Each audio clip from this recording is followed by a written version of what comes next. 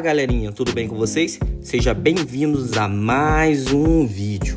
E no vídeo de hoje nós vamos aprender a como desenhar o Doey The Doughman de Playtime 4. Então já vai sentando aquele dedo no like para que esse vídeo chegue a mais fãs do Playtime 4. Se inscreve no canal se você ainda não é um inscrito. Estamos buscando a meta aí de 30 mil inscritos até o final de março. Comenta aí embaixo qual é o seu personagem preferido de Playtime 4. Compartilhe o vídeo com os amigos. E sem mais enrolação, pega o lápis, pega a folha e bora desenhar. Se você é novo aqui no canal e não sabe como funciona, é bem simples. É só você ir copiando as linhas que eu estou fazendo no vídeo, passo a passo, que no final você vai fazer o mesmo desenho do Doey que eu. Pega o lápis, pega a folha, desenha o Doey, dá o seu like para agradecer e dizer para o YouTube que esse vídeo é bom, para ele levar esse vídeo para mais fãs de desenho. E comenta aí qual o tema que você gostaria que aparecesse aqui no canal. E bora desenhar!